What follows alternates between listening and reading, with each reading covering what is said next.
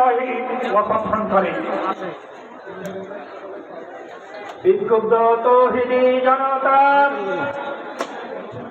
March for Gaza কর্মসূচির পর্যায়ে আলহামদুলিল্লাহি রাব্বিল আলামিন والصلاة والسلام على أشرف الأنبياء والمرسلين وعلى آله وأصحابه أجمعين. فقد قال الله تعالى في القرآن المجيد والفرقان الحميد: أعوذ بالله من الشيطان الرجيم. يا أيها الذين آمنوا لا تتخذوا اليهود والنصارى أولياء من دون المؤمنين.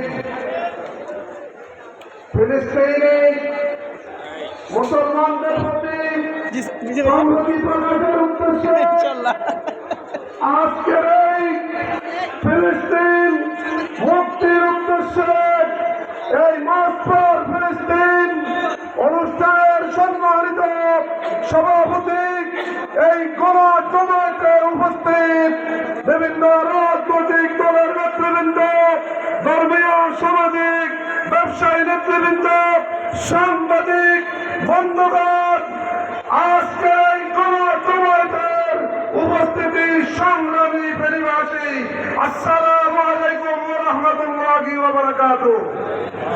আমরা আজকে গভীর উদ্বেগের সাথে লক্ষ্য করছি ফিলিস্তিনের জমিনে যে নৃশংস ভয়াবহতা চালিয়েছে অভিশপ্ত, হিংস্র, অসভ্য ইসরায়েলি বাহিনী।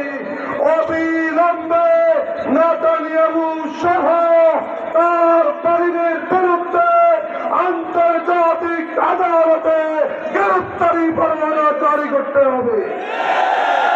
সমগ্র দুনিয়াবাসী ইসরায়েলকে বয়কট করতে হবে। অবিলম্বে ফিলিস্তিন মুক্ত হবে ইনশাআল্লাহ। বাইতুল মুকাদ্দাস মুসলমানদের প্রথম কিবলা মুক্ত করার জন্য আল্লাহ ফিলিস্তিনি নারী, শিশু, পুরুষদের রক্ত আর নিও না, বাংলাদেশের মুসলমানদের রক্তকে আল্লাহ কবুল করো। ফেনীবাসী রক্ত দেওয়ার জন্য প্রস্তুত আছে? আমরা প্রস্তুত আছি কিনা?